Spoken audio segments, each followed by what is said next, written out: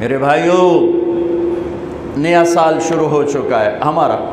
دیکھو، جنوری بھی اللہ کا اور محرم بھی اللہ کا۔ کیوں کہ چاند بھی اللہ کا اور سورج بھی اللہ کا۔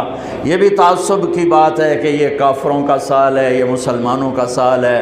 سورج جب اللہ نے بنایا تو سورج کے گرد کا کیلنڈر بھی اللہ کا، جب چاند اللہ نے بنایا تو چاند کا کیلنڈر بھی اللہ کا۔ جب سورج اللہ کا ہے اور چاند اللہ کا ہے تو یہ سال ہو یا وہ سال ہو، دونوں ہی اللہ کے ہیں۔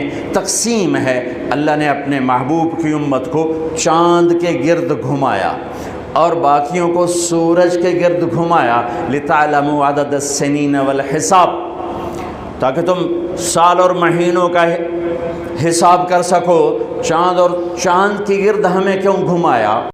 کہ سورج کا کیلنڈر نارتھ پول پہ فیل ہو جاتا ہے، وہاں سورج نکلتا ہی نہیں 6 مہینے۔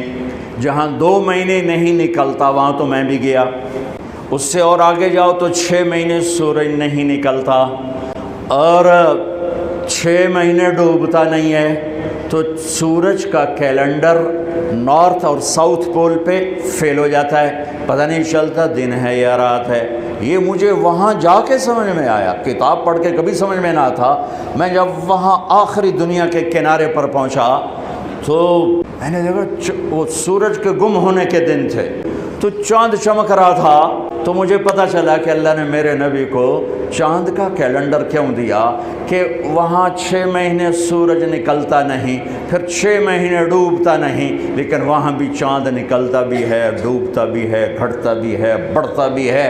وہاں اگر کوئی مسلمان رہتا ہے تو چاند کو دیکھ کر اپنا نظام صلاۃ بنا سکتا ہے، روزے کا بنا سکتا ہے، نماز کا بنا سکتا ہے، سورج سے نہیں بن سکتا۔ ہاں، اب آج کی تعلیمات میں گھڑیاں آ گئیں تو اس سے پتہ چل گیا، لیکن ایک آدمی جاہل ہے، ان پڑھ ہے، گھڑی کوئی نہیں، تو چاند کو دیکھ کے کہہ سکتا ہے رات آ گئی، چاند ڈوبا دن آ گیا ہے، رات ہی لیکن دن آ گیا۔ تو میرے اللہ نے اپنے محبوب کو چاند کا کیلنڈر دیا، چونکہ آپ للعالمین ہے، رحمت للعالمین، تو اس کا تقاضا یہ تھا کہ دنیا کے جس خطے میں میرے نبی کا امتی موجود ہو اس کو نماز کے ٹائم کا پتہ ہو، اسے کیلنڈر کا پتہ ہو، روزے کا پتہ ہو، اس لیے چاند کے گرد گھمایا ہے۔ ہمارا نیا سال ہے، وہ بھی ہمارا ہے، یہ بھی ہمارا ہے۔ یہ تعصب کی بات ہے، وہ کافروں کا سال، یہ مسلمانوں کا سال۔ ارے چاند بھی میرے رب کا اور سورج بھی میرے رب کا۔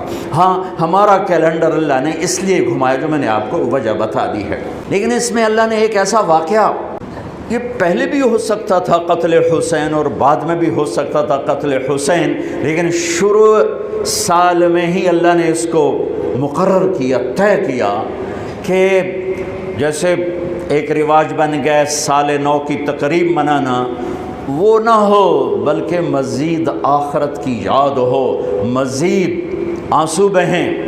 دنیا میں آج تک کسی واقعہ پر اتنے آنسو نہیں بہے۔ 1378 سال ہو چکے ہیں کربلا کے واقعہ کو، 1378 سال گزر چکے ہیں، کوئی سال اور آنسوؤں سے خالی نہیں گیا۔ دنیا میں کوئی ایسا واقعہ نہیں ہے جس پر اتنے آنسو گرے ہوں اور گرائے گئے ہوں اور گرتے ہی جا رہے ہوں اور گرتے ہی رہیں گے جب تک اسلام باقی ہے اور جب تک مسلمان باقی ہے۔ ایسا المناک واقعہ انسانی تاریخ میں نظر نہیں آتا جو لکھی ہوئی ہے، اور میرا خیال ہے جو نہیں لکھی اس میں بھی کوئی نہیں ہوگا، چونکہ انسانی تاریخ میں کسی نبی کی نسل ایسے ذبح نہیں ہوئی جیسے میرے نبی کی نسل ذبح ہوئی۔ نبی بھی راج دلارا، نبی بھی حبیب، نبی بھی لاڈلا،